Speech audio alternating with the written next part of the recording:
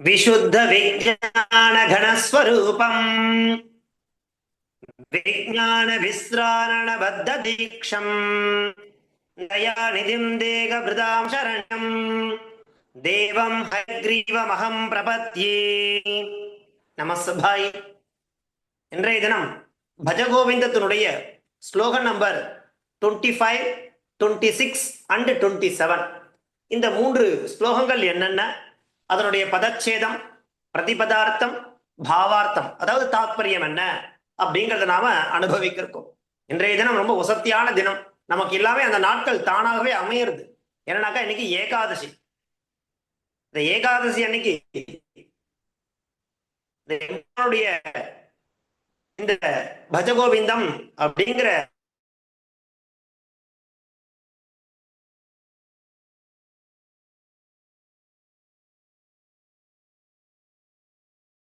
எம்பெருமானுடைய பஜகோவிந்தம் அப்படிங்கிற ஒரு சக்தியான கிரந்தத்தை நாம வாசிச்சிருக்கோம்.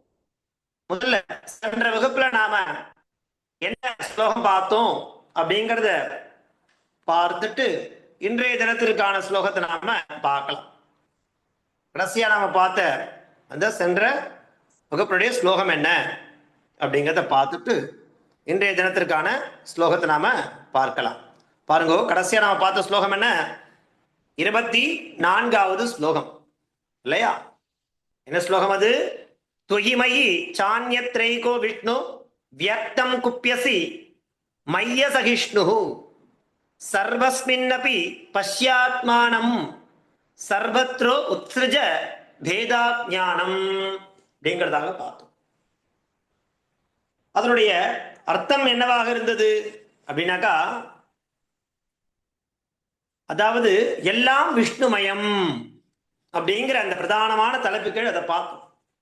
நீ நான் அப்படிங்கிற அந்த பேதம், பேத ஞானம் இருக்கு இல்லையா, அந்த பேத ஞானம் அகன்று விடும் அப்படிங்கிற மாதிரி நமக்கு சொல்லி கொடுக்கிறார். எப்போ அப்படின்னாக்கா, உன்னிடத்தும் என்னிடத்தும் மற்றவரிடத்தும் ஸ்ரீ மகாவிஷ்ணுவாகிய பரமாத்மா என்ன பண்ணியிருக்காரு? பரவி இருக்கார். ஏன்னா அவருக்கு என்ன பேரு? விஷ்ணுனாலே சர்வ வியாபின்னு பேரு. எங்கும் பரவி இருப்பவர் தான் மகாவிஷ்ணு. அதை விட்டுட்டு அதை தெரிஞ்சுக்காம நம்ம என்ன பண்றோம்? மத்தவா மேல வீணா பொறாமப்படுறோம் இல்லையா? அந்த பொறாமையை கோபமும் படுறோம் இல்லையா? அந்த பொறாமையின் பொறாமைனா அசூயா. அது மூலமா என்ன ஏற்படுறது? கோபம் ஏற்படுறது இல்லையா? அதுவும் வேண்டாம். அகம் பிரம்மாஸ்மி அப்படிங்கிற எல்லா இடத்திலும் உன்னையே பார் அப்படிங்கிறார் இல்லையா? ஆதிசங்கர் என்ன சொல்றார்? அகம் பிரம்மாஸ்மி அப்படிங்கிற ரீதியில எல்லா இடத்திலும் உன்னையே நீ பார். அப்பதான் உனக்கு நீ வேற இல்ல, நான் வேற இல்ல அப்படிங்கிற அந்த பேதம் இருக்கு இல்லையா, பேத ஞானம் இருக்கு இல்லையா, அந்த பேத ஞானம் அகன்றுவிடும் அப்படிங்கிறதாக நமக்கு காண்பிச்சு கொடுக்கிறார். அந்த 24வது ஸ்லோகமா நம்ம பார்த்திருந்தோம். அதை தொடர்ந்து நாம பார்க்கக்கூடிய ஸ்லோகம் என்ன? 25வது ஸ்லோகம். அது என்ன ஸ்லோகம், அதனுடைய தாத்பரியம் என்ன அப்படிங்கிறத பார்க்கலாம். பாருங்கோ, என்ன ஸ்லோகம்? சத்ரௌ மித்ரே புத்ரே பந்தௌ மாகுரு யத்னம் விக்கிரஹசந்தௌ பவ சமசித்தः சர்வத்ரத்வம் வாஞ்சஸ்ய சிராது யதி விஷ்ணுத்வம் அப்படிங்கிறது ஸ்லோகம். சத்ரௌ மித்ரே புத்ரே பந்தௌ மாகுரு யத்னம் விக்கிரஹசந்தௌ பவ சமசித்தः சர்வத்ரத்வம் வாஞ்சஸ்ய சிராத்யதி விஷ்ணுத்வம் அப்படிங்கிறது ஸ்லோகம். அதனுடைய பத விபாகம் எப்படி பிரிப்போம் அப்படின்னாக்கா, சத்ரௌ மித்ரே புத்ரே பந்தௌ மா குரு யத்னம் விக்கிரஹசந்தௌ பவ சமசித்தः சர்வத்ர த்வம் இல்லையா? வாஞ்சஸ்யதி விஷ்ணுத்வம் சிராது யதி விஷ்ணு. இப்படியாக அந்த ஸ்லோகத்தில் உள்ள பதச்சேதத்தை நாம முதல்ல ஸ்பிளிட் பண்ணாக்கா அர்த்தம் நல்லா நமக்கு தெளிவா புரியும். என்ன அர்த்தம்னாக்கா துவம்னா நீன்னு அர்த்தம். துவம்னா யாரு? நீ. விஷ்ணுத்வம், விஷ்ணுத்வம் என்னன்னாக்கா விஷ்ணுன்ற தன்மை, அதாவது முக்தின்னு எடுத்துக்கலாம். இங்க விஷ்ணுன்ற தன்மைக்கு என்ன பதம் அப்படின்னாக்கா என்ன பொருள்னாக்கா அந்த முக்தியை அச்சிராத், சிரம்னா ரொம்ப காலம், அச்சிராத் ந சிரம் அச்சிரம், சிரம்னா வெகு காலம், அச்சிரம்னா குறைந்த காலம், அதாவது ரொம்ப ஷார்ட்டா விரைவிலேயே குயிக்கா இல்லையா. வாஞ்சஸ்ய நீ விரும்புவாயானால், ஒருவேளை நீ வாஞ்சஸ்னா விரும்புறது எப்போ? ரொம்ப ஷார்ட் பீரியட்ல, ரொம்ப குறுகிய காலத்துல அந்த விஷ்ணுத்தன்மை அப்படிங்கிற அந்த முக்தியை நீ விரைவில் விரும்புவாயானால் என்ன பண்ணணும் தெரியுமா? அது நமக்கு அழகா காண்பிச்சு கொடுக்கிற உபாயம். என்ன உபாயம் காண்பிக்கிறார்? அந்த முக்திங்கிற மோட்சத்துக்கு சுலபமான மார்க்கம் நம்ம ஆதிசங்கரர் மாதிரி அவ்வளவு எளிமையா அதை காண்பிக்கவே முடியாது. எப்படி காண்பிக்கிறார் பாருங்க இந்த விஷயத்த அப்படின்னாக்கா, அதாவது எல்லாரையும் சமமாக பார் அப்படிங்கிற, எல்லாரையும் சமமாக பார் அப்படிங்கிறத இந்த ஸ்லோகத்துடைய தாற்பயம். அப்படி எல்லாரையும் சமமா பார்த்தா என்ன கிடைக்கும்னாக்கா அந்த விஷ்ணு தன்மை அப்படின்னா என்ன அர்த்தம்? முக்தி, அந்த மோட்சம் அப்படிங்கிறது எதி வாஞ்சயசி, எதினா சொல்றாரு பாருங்க, விரும்பினால் இல்லையா, எல்லாருக்கும் கிடையாது, எல்லாருக்கும் கிடையாது, அதை விரும்பணும்.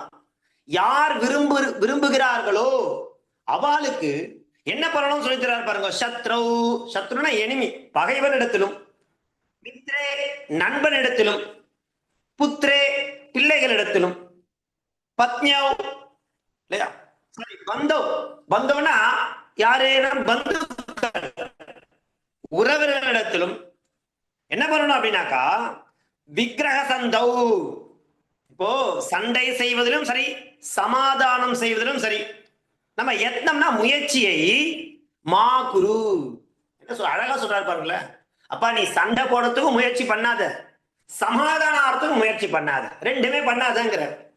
நீ சண்டையும் போட வேண்டாம், முயற்சி பண்ணி சண்டை போடாத, நீ முயற்சி பண்ணி சமாதானப்படுத்தாத இல்லையா, இயல்பா இருங்கிற. எப்படி அப்படின்னாக்கா சத்ரு பகைவனிடத்துல போய் நீ வலுக்கட்டாயமா சண்டை போடாத, அல்லது அவன் பகையை போக்கணும்னு முயற்சி பண்ணாத. அதே மாதிரி பிள்ளைகளிடத்தில் உறவினரிடத்தில் என்ன பண்றது? சமாதானம் செய்து போகாது, நீ நீயா இரு அப்படிங்கிற. எந்த முயற்சி என்ன பண்ற? எத்தனம் மா குரு, அதை விட்டுட்டு வேற என்னதான் சுவாமி உபாயம் அப்படின்னாக்கா சர்வத்ர, சர்வத்ரா எல்லாரிடத்திலும், சமச்சித்தா இந்த ஈக்குவாலிட்டி இல்லையா, நமக்கு எனிமையும் கிடையாது நண்பனும் கிடையாது, அந்த நிலையில இருங்கிற. நீ யாரையுமே எனிமையா பார்க்காத இல்லையா, பார்த்தாதானே அவனை சமாதானப்படுத்தணும். அதனால சமச்சித்தா, இந்த ஒரே விதமான மனமுள்ளவனாக நீ என்ன பண்ணு, பவ இரு அப்படிங்கிற. சத்ரு மித்ரே புத்ரோ பந்தோ, சத்ருவனிடத்துல, மித்ரே நண்பனிடத்துல, புத்திரே மகன்களிடத்துல, பந்தோ நம்ம உறவினரிடத்துல, மா குரு யத்னம் விக்கிரக சந்தௌ. விக்கிரக சந்தனா இந்த சண்டை செய்யறது சமாதானம் செய்யறது ரெண்டுத்துக்குமே பொருந்தும். விக்கிரக சந்தோன்னு என்ன அர்த்தம்? சண்டை செய்யறது சமாதானம் பண்றது அப்படிங்கிற விஷயத்துல யத்னம் மா குரு, நீ முயற்சியே பண்ணாத அப்படிங்கிற, முயற்சியே செய்யாத. சரி, அப்ப என்னதான் உபாயம் அப்படின்னாக்கா சர்வத்ர, சர்வத்ர எல்லாரிடத்திலும், அது சத்ருவாக இருக்கட்டும், மித்ரனாக இருக்கட்டும், புத்திரனாக இருக்கட்டும், பந்துவா இருக்கட்டும், எல்லாரையும் என்ன பண்ணும், ஒரே விதமான மனமுள்ளவனாக நீ இருப்பா எல்லாரிடத்திலும். நீ ஏன் கிளாசிபிகேஷன் பண்ற? இவன் என் ஃப்ரெண்டு, இவன் என் எனிமி, இவன் என் பையன், இவன் என் பந்து அப்படின்ற மாதிரி நீயாவே கிளாசிபிகேஷன் பண்ணிட்டு அப்புறம் நீயாவே அது கூட வரக்கூடிய உபாதைகளை நீ ஏன் வந்து பெருசா சுமக்கிற? அப்படிலாம் பண்ண வேண்டாம். எல்லாரையும் சமமா பார் அப்படிங்கிற ஒரே கான்செப்ட். அப்படி பார்த்தா என்ன கிடைக்குமா? விஷ்ணுத்வம், நாம விஷ்ணுத்தன்மையை, அந்த முக்தியை அச்சிராத் விரைவில், அச்சிராத் ரொம்ப குயிக்கா, ஒருவேளை எதி வாஞ்சசி நீ விரும்பினால் இல்லையா, அப்ப உனக்கு உடனே கிடைக்கும் அப்படிங்கிற. அதுக்கு என்ன பண்ணணும்? சமச்சித்தா பவ, ஒரே நிலையில இருக்கு. உனக்கு விரைவில் மோட்சம் அடைய வேண்டும் என்கிற விருப்பம் இருந்ததுன்னா பகைவன், நண்பன், மகன், உறவினன் இவர்கள் யாரிடமே பகைமையோ நட்பையோ பாராட்டாதே. சமச்சித்தம் உடையவனாக இருங்கிற, அவ்வளவுதான். ஈக்குவலா இரு, எல்லாரும் சமமா இரு. போன ஸ்லோகத்தை என்ன பார்த்தோம்? ஆத்மவத் சர்வபூதேஷு யஹா பஷ்யதி சஹா பஷ்யதி. நம்ம மாதிரி அவனுக்கும் ஒரு ஆத்மா. நமக்கு வலிக்கிறதுனா அவளுக்கும் வலிக்கும், நமக்கு பசிக்கிறதுனா அவளுக்கும் பசிக்கும். அந்த மாதிரி சமமான பார்வையோட பாக்குறதோட இல்லாம சமமா இருங்கிற இல்லையா? சோ எல்லோரையும் சமமாக பார். சத்ரோ மித்ரே புத்திரே பந்தௌ மா குரியத்னம் விக்கிரக சந்தௌ பவ சமசித்தா சர்வத்ரத்வம் வாஞ்சஸ்ய சிராத்யதி விஷ்ணுத்வம். விஷ்ணுத்வம்னா அந்த முக்தியை, அந்த விஷ்ணு தன்மையை. எதி வாஞ்சசி, நீ விரும்பினால் என்ன பண்ண சொல்ற? சமசித்தா பவ. என்ன அர்த்தம்? ஒரே விதமான மனமுள்ளவனாக இருப்பாயாக அப்படிங்கறத நமக்கு அழகா காண்பிச்சு கொடுக்கிறார். ரொம்ப சுலபமான ஸ்லோகங்கள் தான், ரொம்ப கஷ்டமான ஸ்லோகமே கிடையாது. அழகா ஆதிசங்கரர் எளிமையா எப்படி சொன்னா புரியுமோ அந்த மாதிரி அழகா நமக்கு இங்க காண்பிச்சு கொடுத்திருப்பார் இந்த ஸ்லோகம் மூலமா. அடுத்த ஸ்லோகம் என்ன பாருங்க. அடுத்த ஸ்லோகம் நம்பர் 26, 26வது ஸ்லோகம். காமம் குரோதம் லோபம் மோகம் த்யக்வாத்மானம் பாவய கோகம் ஆத்மஜான விஹீனா மூடா தே பச்யந்த்யந்தே நரக நிகூடாஹ. காமம் குரோதம் லோபம் மோகம் த்யக்வாத்மானம் பாவய கோகம் ஆத்மஜான விஹீன மூடாஹ தே பச்யந்தே நரக நிகூடாஹ. அப்படிங்கிறது 26வது ஸ்லோகம் இல்லையா? என்ன பதச்சேதம்? காமம் குரோதம் லோபம் மோகம் த்யக்வா ஆத்மானம் பாவய கஹ அகம் ஆத்மஜானம் ஆத்மஜான விஹீனாஹ மூடாஹ தே பச்யந்தே நரக நிகூடாஹ. இது பதச்சேதம். என்ன அர்த்தம்? காமம்னா காமம் நமக்கு தெரியும், ஆசை. குரோதம், குரோதம்னா கோபம், குரோதம்னாம கோபம் இத்தியர்த்தம். லோபம், லோபம்னா பணத்து மேல இருக்கக்கூடிய ஆசை. லோபம்னா என்ன? பணத்து மேல இருக்கக்கூடிய ஆசை. மோகம், மோகம்னா இந்த மயக்கம் சொல்லுவா இல்லையா? ஏதோ ஒன்று மேல மயக்கமா இருப்பா, அந்த மாதிரியானதுக்கு என்ன பேரு? மோகம்னு பேரு. அதுக்கு மயக்கம்னு சொல்லலாம். இது எல்லாத்தையும் இவைகளை த்யக்வா, விட்டு விட்டு. எதெல்லாம் விட சொல்றாரு பாருங்க. காம குரோத லோப மோகம். ஆசை, காமம்னா ஆசை. அதாவது இந்த இடத்துல ஆசைன்னும் போது நம்ம என்ன எடுத்துக்கணும்னாக்கா சாமான்யமான ஆசை கிடையாது, பேராசைன்னு சொல்லுவா பாருங்க இல்லையா? ஆசையிலேயே சாமான்யமா இருக்கக்கூடிய ஆசைக்கும் பேராசைக்கும் நிறைய வித்தியாசம் இருக்கு. நம்மளால அதை உணர முடியும். காமம்னாம காமம் விருப்பம், பேராசை. அதே மாதிரி குரோதம், அதாவது ஆசையில ரெண்டு ஆசை இருக்கு இல்லையா? தகுந்ததான ஆசை இருக்கு, தகாத ஆசை இருக்கு. எது தகுந்தது நமக்கு தெரியும் இல்லையா? தகாதது எது அதுவும் நமக்கு தெரியும். அதுல ஒன்றும் பேதம் பண்ணி காமிக்கணும்ன்ற அவசியம் நமக்கு கிடையாது இல்லையா? அந்த அளவுக்கு மெச்சூரிட்டி இல்லாதவா நம்ம கிடையாது. அந்த காமம்ங்கிறது ரெண்டு விதமானது. விருப்பம், அது ஒண்ணு விரும்பத்தக்கது, இன்னொன்னு விரும்பத்தகாததை விரும்புறது. அப்ப அது விரும்ப அப்படி எடுத்துக்கணும். குரோதம், கோபம். கோபம்னா அதே மாதிரிதான், சாமான்யமா கோபப்படுறதுக்கும் இல்லையா எப்பவுமே வைரத்தை பகையை காட்டுறதுக்கு வித்தியாசம் இருக்கு. பணத்தாசை, பணமே வேண்டான்னு கிடையாது இல்லையா? அதிகப்படியான பணத்தை சேர்க்கறதுன்ற ஆசை. மோகம் இல்லையா? ஒரு சில விஷயத்துல எவ்வளவு இருந்தாலும் மோகம் இருந்துட்டே இருக்கும், அந்த மயக்கம்ன்றது இருந்துட்டே இருக்கும், அதுல இருந்து வெளியில வரமாட்டான். இப்படி இவை என்பவைகளை தெக்வா, விட்டு விட்டு. அகம், அகம்னா யாரு? நான். கஹா, நான் யார் என்று என்ன பண்ணணும்? ஆத்மானம், தன்னை பற்றி. பாவையங்கிறார். பாவையன நினைத்து பார். அப்பா இந்த காம குரோதம் பணத்தாசை மயக்கங்களை விட்டுட்டு நான் யார் அப்படிங்கறத நீ என்ன பண்ணணும்? தன்னை பற்றி நினைத்து பார் அப்படின்னு நமக்கு நினைவூட்டுற இல்லையா?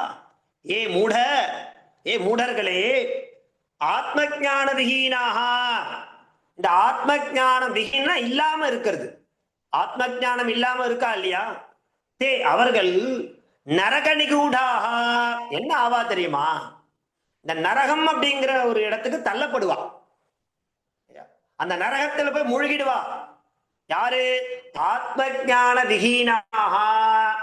யாருக்கு ஆத்ம ஞானம் இருக்குன்னாக்கா, நான் யார் அப்படிங்கிற அந்த தன்னை பற்றி நினைத்து பார்க்கிறான் பாருங்கோ, அவனுக்கு அந்த நிலை வராது இல்லையா? யாருக்கு வரும்? தன்னை பற்றிய நிலை அறியாதவன் இருக்கான் பாருங்க, அவனுக்கு அது ஒண்ணு ஏற்பட்டுருமே, எவ்வளவு கவலை பாருங்க அவருக்கு இல்லையா? எல்லாருக்கும் அதுதான் காருண்யம் அப்படிங்கிறது. ஏன் ஜெகதாச்சாரியன்னு சொல்றா அப்படின்னாக்கா, எல்லாருமே நல்ல கதி அடையணும் இல்லையா? அதுதான் வசந்ததான ஒரு நிலைப்பாடு இல்லையா? தான் மட்டும் நன்னா இருந்தா போறோம், தன்னை சுத்தி இருக்குவா மட்டும் நன்னா இருந்தா போறோம் நினைக்காம எல்லாரும் நன்னா இருக்கணும். லோகக்ஷேமார்த்தம், அதுதான் ஆண்டாள் சொல்லுவா, கூடியிருந்து குளிர்ந்தேலோர் எம்பாவாய்.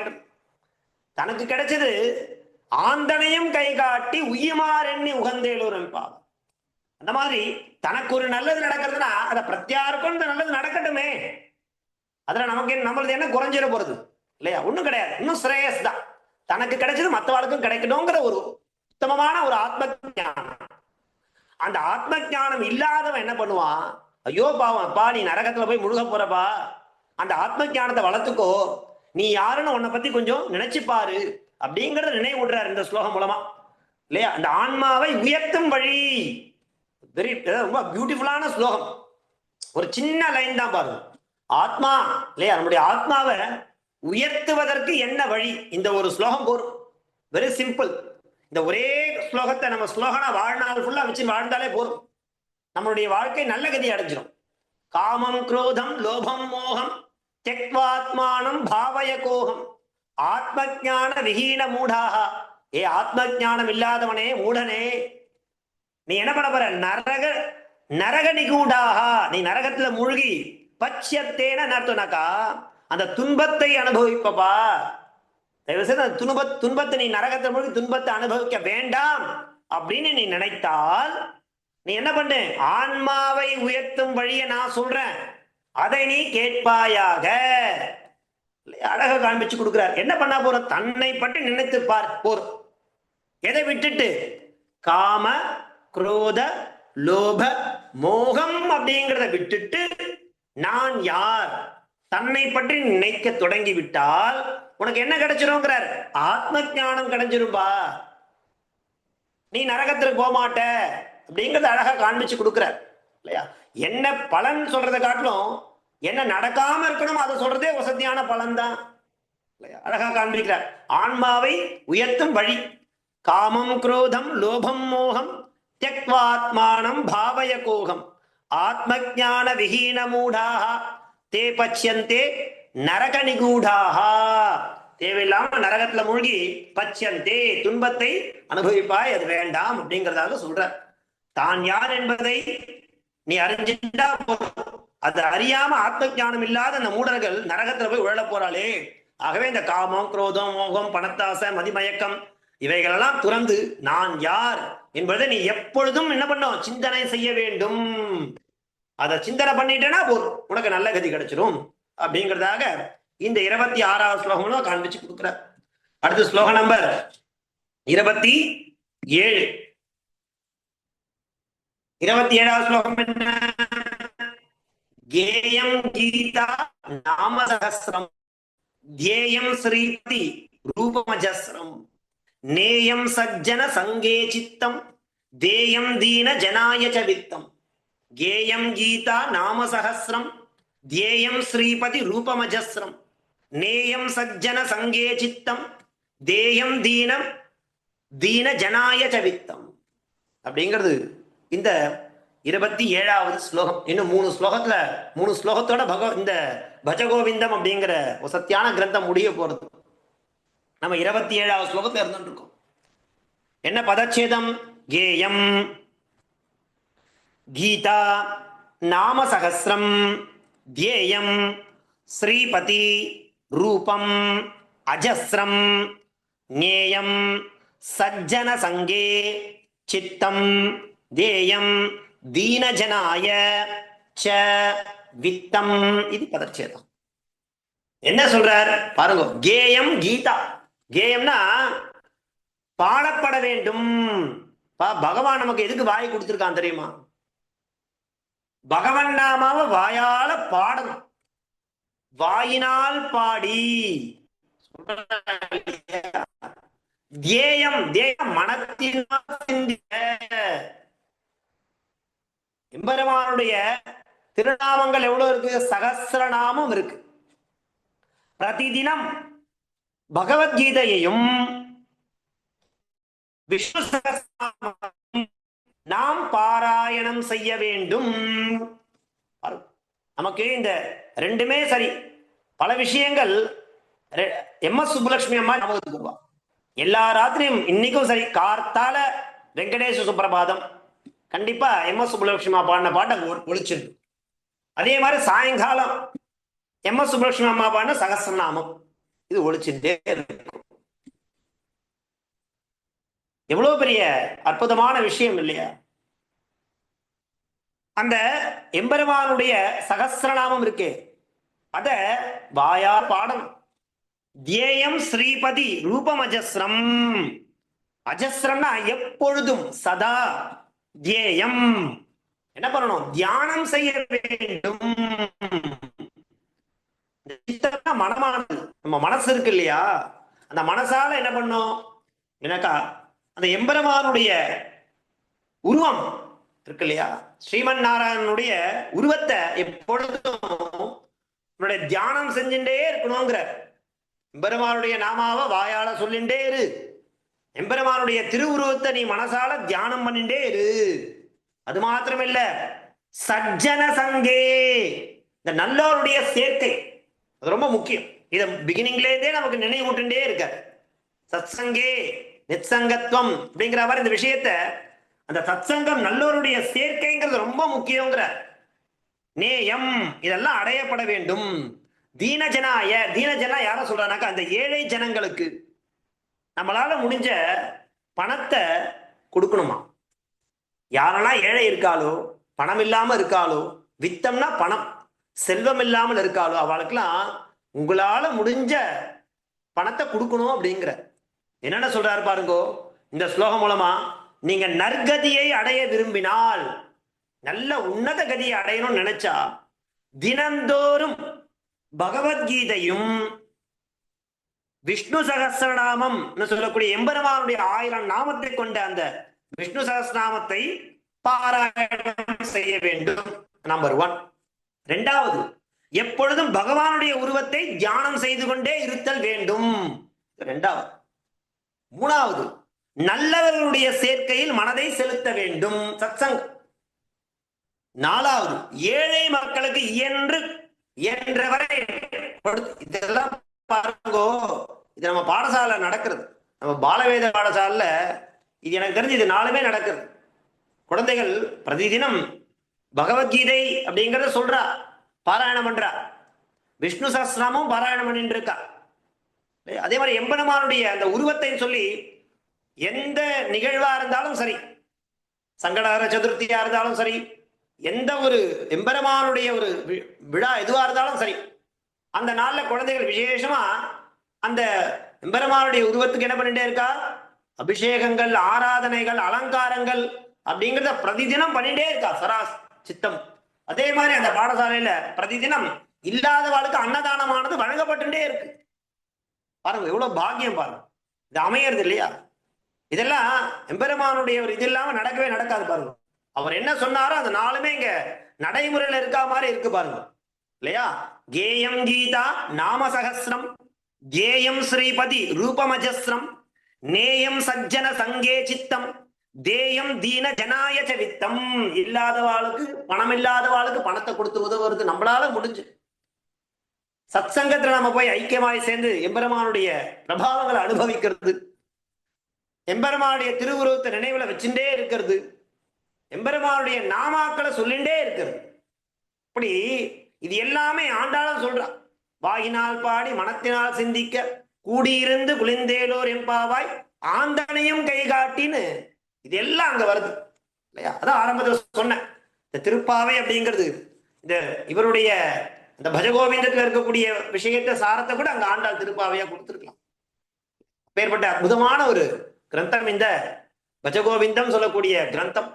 ரொம்ப எளிமையா, ரொம்ப சுலபமான சொற்கள்ல, ஆனா பிரௌடமான தாத்பரியம், சூக்ஷமான தாத்பரியம், பதங்கள் ரொம்ப சுலபமான பிரயோகம், நம்மளாம் பிரயோகம் பண்றதுக்காக இவ்வளவு அழகா இந்த ஸ்லோகங்களை கட்டமைச்சிருக்கா.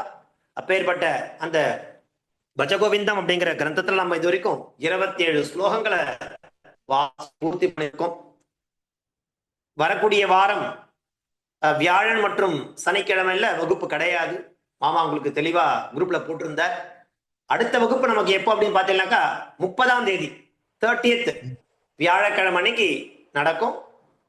அன்னையோட நமக்கு இந்த பஜகோவிந்தம் அப்படிங்கறத நம்ம முழுமையை பூர்த்தி பண்ணிடுவோம். ஏன்னா இன்னும் ஒரு 3 ஸ்லோகம் இருக்கு.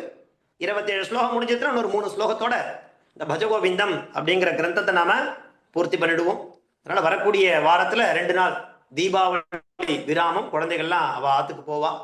அதனால இந்த வாரம் மாத்திரம் வகுப்புகள் கிடையாது. நீங்க அந்த வாரத்தை நம்ம நடத்தி முடிச்சிருக்க இந்த ஸ்லோகங்களை நம்ம ரெக்கார்டிங்ஸா போட்டிருக்கோம். அதை நீங்க அவகாசம் கிடைக்கும் பொழுது அதை கேட்கலாம். அதே மாதிரி பாராயணம் பண்ணிட்டே இருங்க, அது ரொம்ப முக்கியம். பாராயணம் பண்றது ரொம்ப ரொம்ப ரொம்ப முக்கியம். ஏன்னா எங்க வாத்தியார் சொல்லுவார், ஒரு விஷயத்த ஒரு க்ஷண பொழுதுல கத்துக்கலாம், அந்த அடுத்த க்ஷணம் அது மறந்து போயிடும்.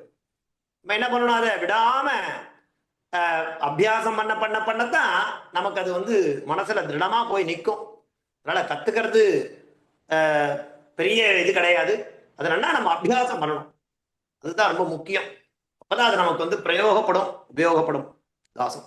ஸோ இதோட 27 ஸ்லோகமானது பஜகோவிந்தத்துல பூர்த்தியானது. அடுத்த வகுப்புல அடுத்த 3 ஸ்லோகங்களோட நம்ம பார்க்கலாம். தாசம் எல்லாருக்கும் அட்வான்ஸ் தீபாவளி நல்வாழ்த்துக்கள்.